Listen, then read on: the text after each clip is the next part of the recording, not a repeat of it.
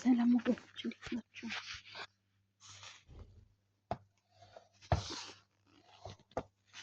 ሰላም ናችሁ? እንግዲህ ልጆቹ ህፃኗ ከኔ ጋር ናትና እሷን እያዩ አበራይተኞች ማለት ነው እነሷ እና እንደዛ ነው። ምቾታችን እንደቀጠለ ነው።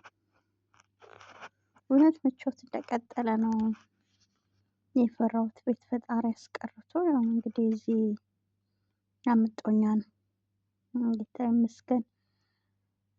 እና እሱ ነው። ደህና ናችሁ?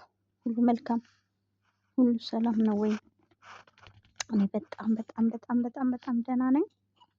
እናንተስ እንዴት ናችሁ? ደህና ናችሁ? ማለት ተጨናነቀች ህፃናት። ትንሽ ልጆች እኮ በጣም ነው የሚያስጨንቁ ሲጀመር። እኔ ግን ማለት ከትልልቆች ጋር ከመጫወት ደስ ይለኛል እነሱ መያዝ እና እንደዛ ነው እላችኋለሁ። ሁሉ መልካም፣ ሁሉ ሰላም ነው። በጣም በብዙ የተዘዋወረ ቪዲዮ እኔም ለቅቄዋለሁ። እርግጥ ብዙም አልታየም እንጂ ስለሱ ቪዲዮ እስኪ ዛሬ እናውራ። ቁም ነገር እናውራና ከሌላ ህይወት ምን ተማራችሁ?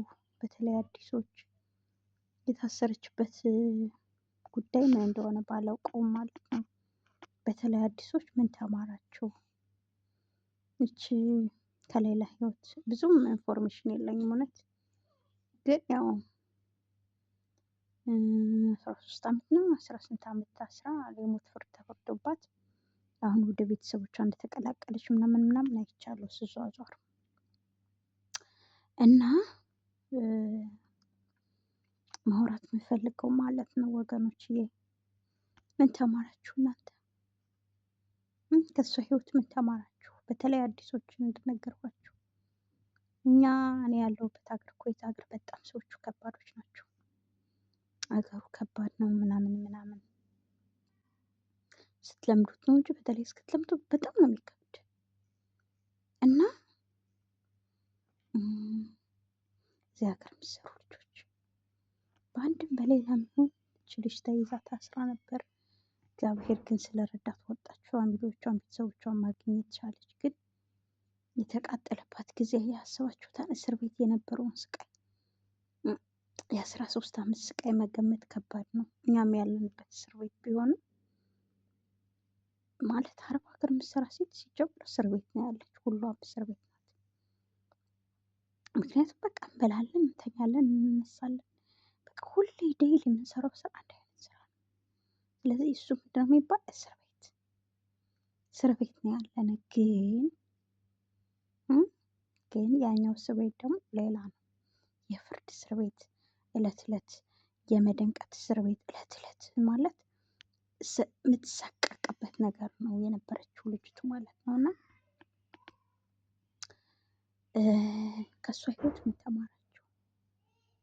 አንደኛ እኔ ራሴ የተማርኩትን ላወራችሁ።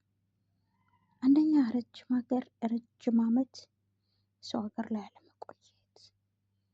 ሁለተኛ ደግሞ ምን ችግር አለብን መሰላችሁ ወገኖች? እውነት እኔም እንደናንተ ነኝ። እርግጥ እንኳን አይደለም ኮንትራት ቤት ሆናችሁ እኔ እንኳን ጠፍቼ እየሰራሁ በጣም ከአቅሜ በላይ ነው የምታገል ከነሱ ጋር ማለት ነው፣ ከአረቦች ጋር። ግን እሱ መጥፎ ነው ታውቃላችሁ፣ በጣም መጥፎ ነው እሱ ማለት አቅማችን እስኪችል ድረስ ብንሰራ። አንዳንድ ጊዜ ማለት ከስራ ላይ ስራ ሲጨማመርባችሁ እንኳን አይደለም የሰው ህይወት የራሳችሁ ህይወት ራሱ ያሳዝናችሁ። በጣም ነው የሚሰለቻችሁ። በቃ ተስፋ ነው የምትቆርጡ። በጣም ተስፋ ያስቆርጠን የሰው ሀገር ሲጀመር ራሱ የሰው ሀገር መኖር ራሱ ተስፋ ያስቆርጠን ወገኖች። ማለት ይሄ እለት እለት የምንኖረው ኑሮ አንድ አይነት ኑሮ ነው። እለት እለት ታውቃላችሁ። ይሄ መነሳት መተኛት፣ ከዛ መነሳት፣ ከዛ ቤት ማጽዳት፣ ከዛ መነሳት፣ ከዛ በቃ ተመሳሳይ ስራ። እኔ አንዳንድ አረብ ሀገር ያሉ ልጆች ማለት ነው ይሄ ተመሳሳይ ስራ ራሱ ይሰለቸናል አለን።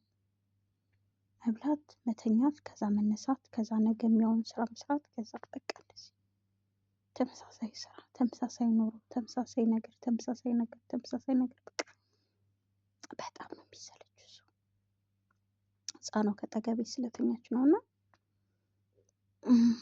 ከእሷ ህይወት የተማርኩት እኔ አንደኛ በጣም እስኪ ታክተናል ለመስራት፣ በተለይ ውጭ የምንሰራ ልጆች በቃ እልፍ በል እልፍ ምንድን ነው የሚባል እልፍ በል እልፍ ያለ ይገኛል።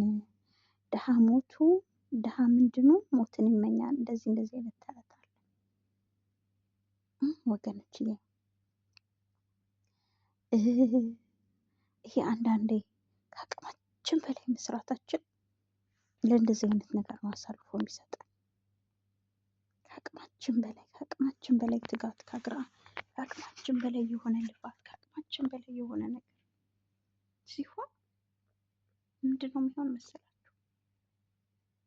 እንደዚህ በቃ የሆነ ስህተቶችን ልንሰራ እንችላለን። እኔ ስለሱ አላውቅም በምን ምክንያት እንደገባች በምን ምክንያት እንደሆነ፣ ግን ስቃይዋ ለማናችንም አይጠፋንም፣ ለማናችንም።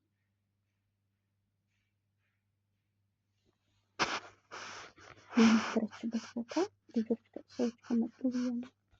ምክንያቱም እኔ ዩቲዩብ እንደምሰራ እነሱ ያውቁ፣ ሌሎች ፋሚሊዎች ያውቃሉ። የነበረችበትን ስቃይ አይታችኋል። መደብደብ አለ። በሆነ ነገር ራሱ ከታሰረች መኝ አትመኝ ታውቃላችሁ። ቤት ውስጥ እንኳን ከአንድ ሰው ጋር ስትጣሉ ምን ያህል የሁሉ ፊት ምን ያህል እንደሚገለምጣችሁ ታውቃላችሁ አይደል? ምን ያህል እንደሚገለምጣችሁ፣ ምን ያህል ፊታቸው እንደሚባላ፣ ምን ያህል እንኳን አይደለም የዛ ሁሉ ፖሊስ በሆነ ነገር ተጠርጥራችሁ ታስራችሁ